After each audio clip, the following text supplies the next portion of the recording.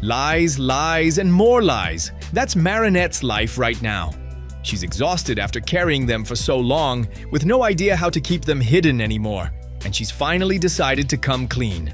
Love, heartbreak, and deception. All of it unfolds in Sad Nancy. Je m'appelle Marinette.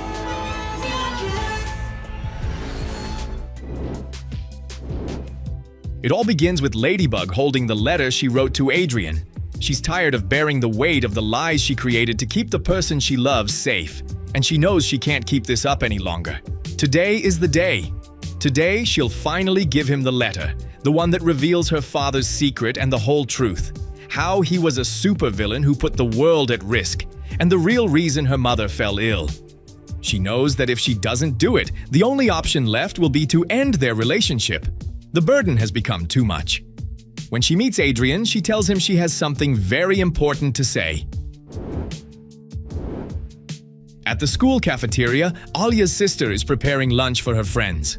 Watching how well she gets along with her co-worker, Twig, Nino casually remarks that they make a cute couple. That comment irritates her, though she quickly brushes it off, insisting they're just a good team. Nino later turns to his friends and asks if they also think there's something going on between them. Everyone agrees, but they also know Alia's sister won't want to talk about it after the toxic relationship she went through. Marinette points out that Twig is nothing like her ex. He's kind and gentle, and just by looking at him, you can tell he's in love with her. Alia backs that up, saying he's always there for her. Even though her sister is independent, she enjoys being around him. But Alia also knows she'll never admit how she really feels. That's when Marinette starts explaining how they should confess their feelings. Because love is what gives life its flavor, and it's meant to be shared. Like Kung Fu, a mix of cooking and Kung Fu. Nora can't stop talking about it, and she's even planning a trip to Shanghai to refine her skills with Marinette's uncle. That's when Marinette realizes they'll be apart.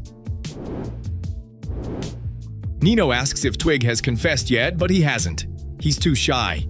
Hearing that, Marinette jumps in to help and comes up with a plan. Soon, they're playing a game where they have to draw slips of paper from Nino's cap. Whoever gets a mouth has to say something about themselves, and whoever gets an ear has to guess whether it's true or false. Nino and Adrian go first. Nino admits he's afraid of cotton candy, and Adrian guesses it's false, which turns out to be wrong because it's actually true. Then Nora notices what they're doing, and Marinette invites her to join. She hesitates at first, but gives in when Marinette says it's a classic Shanghai game. Realizing it's played in pairs, they bring Twig in and get started. Alia gets the mouth and Marinette gets the ear. Confident she knows everything about her friend, Marinette listens as Alia says that she and Nora don't share the same father. Marinette calls it false, but it's actually true. Next, it's Nora and Twig's turn. She gets the ear and he gets the mouth. Twig uses the moment to confess his feelings for her, and Nora immediately says it's a lie. Twig tells her she's wrong. She lost. Then Marinette switches the rules, and now Nora gets the mouth while Twig gets the ear. Still caught off guard, Nora says that the two of them could never be together. Twig answers that it's false, and she confirms he's right. They both feel the same way about each other. Marinette clears everyone out to give them space, but just as they're about to kiss, they both hesitate and go back to what they were doing. Later, during art class, Marinette sketches Nino and Alia together. Adrian sees it, compliments her work, and asks if she's made any progress on what he asked her to do. Confused, she asks what he means, and he reminds her about the portrait of his father. Marinette says she hasn't had the chance to work on it because she's been busy training for badminton. Alia watches her, but stays quiet. Adrian asks if she'll have time later, but she turns him down, saying she has a figure skating lesson. She adds that she'll get back to it once she has some free time, and Adrian thanks her. In the bathroom, Alia asks Marinette what's going on, pointing out that she's been lying to her boyfriend. Marinette admits she hasn't been able to draw what he asked for and is afraid Adrian will take it the wrong way. Alia tells her it's not that hard to explain, she just can't do it, but Marinette insists it's not as simple as it sounds. So Alia asks her to explain why. Marinette knows she can be completely open with Alia and Nino, but things aren't the same with Adrian.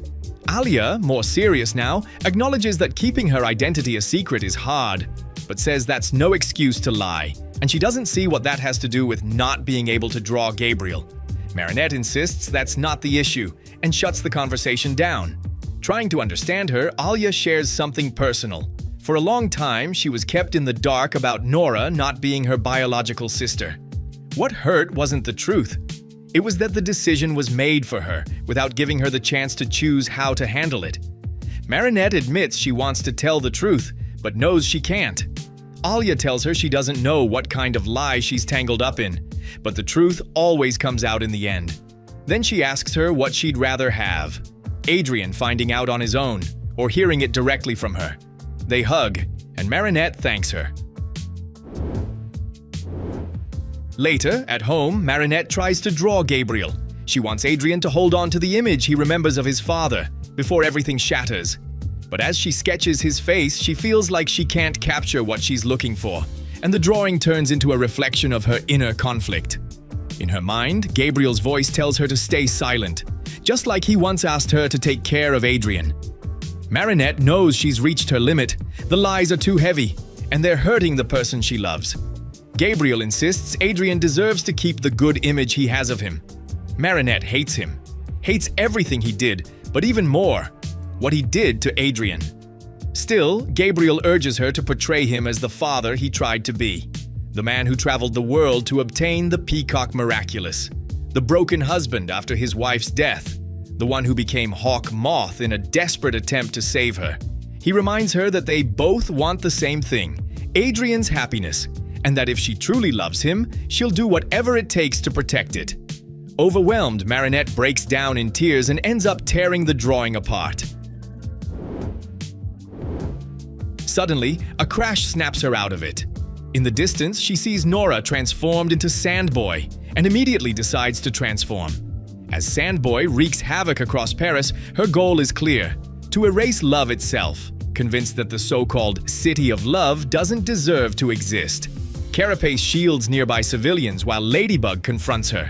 Nora manages to tell her that, to her, love is a burden, and she wants to prove that life would be easier without it. Noir steps in just in time to save Ladybug. Soon after, Rena Rouge arrives and checks if she's okay. Marinette hesitates, admitting that maybe Nora has a point, that letting go of love might make it easier to finally tell Adrien the truth about his father. At that moment, they're attacked again, and Carapace jumps in to protect them. In the middle of the fight, Ladybug notices that one of Nora's 6 hands is tightly closed. They decide to force her to open it. Using an illusion of Twig, they pretend to throw him from a great height. In a panic to save him, Nora opens her hand, dropping the Akumatized object. Noir uses his cataclysm, and Ladybug captures the Akuma. They realize the object was a gift Twig had given Nora back when she refused to confess her feelings, afraid of missing him once he left Paris. In the end, they come to an understanding. They'll call each other and visit when they can, knowing she'll come back sooner or later. Ladybug gives them a charm.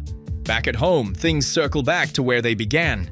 Marinette is ready to give Adrien the letter, but when she arrives and sees the small frog her father once gave him sitting on his bed, she hesitates. Instead of telling him the truth, she simply tells him that she truly loves him.